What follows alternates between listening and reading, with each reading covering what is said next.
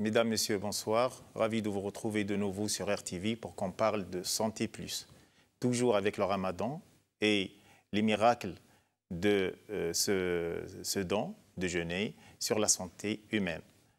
Aujourd'hui, on va parler toujours dans le thème de la fertilité, mais on va prendre un axe très intéressant pour l'homme masculin, c'est la spermatogenèse. Est-ce que le fait de faire le Ramadan ou bien le fait de jeûner, ça peut améliorer la spermatogenèse chez certains, ou bien chez tout le monde, ou bien chez quelques-uns? Les études scientifiques, et toujours en se basant sur des expériences sur l'animal et précisément sur des souris qui sont des modèles pour les études des maladies, nous avons trouvé que jeûner au-delà de 8 jours, ça améliore efficacement la spermatogenèse. Et c'est quoi la spermatogenèse? La spermatogenèse, ce sont des processus qui se déroulent dans les testicules pour fabriquer les spermatozoïdes. Et les spermatozoïdes sont les éléments nécessaires pour féconder, pour avoir à la fin un être humain. Nous avons vu dans le passé que les testicules ne sont pas des organes isolés. Ces testicules aussi, eux-mêmes, ils représentent des glandes. Et ces glandes-là, les testicules, sont liées avec d'autres glandes, et spécifiquement l'hypothalamus, l'hypophyse et le thalamus. Donc, tout ce qui se déroule dans les testicules, il est siège d'impact d'éléments extérieurs. La température, les produits toxiques, les accidents.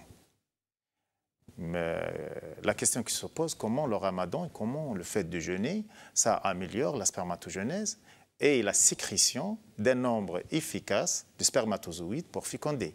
À titre d'information, depuis 50 ans, le nombre de spermatozoïdes, il était revu, complètement diminué et arrivé à 50%.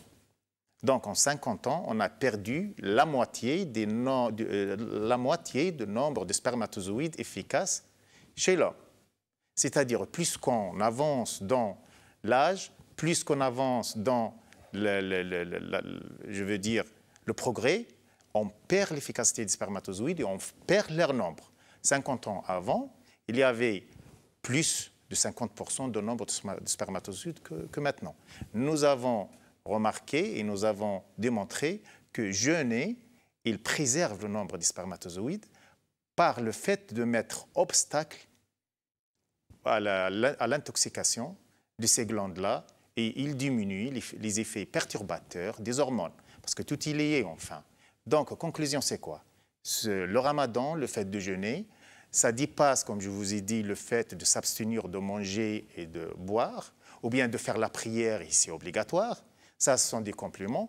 Mais actuellement, le Ramadan et le fait de jeûner est pris comme un élément principal pour le traitement de l'infertilité humaine et surtout masculine pour augmenter le nombre de spermatozoïdes dans les testicules et favoriser un processus physiologique sain dans la sécrétion et la fabrication des spermatozoïdes dans les testicules.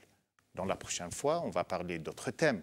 On verra que jeûner, c'est un don qu'actuellement, il est pris dans des universités, dans des laboratoires et dans des hôpitaux comme un paramètre pour prévenir et guérir. Je vous verrai la prochaine fois pour parler encore plus du don du Ramadan et du jeûne. Au revoir.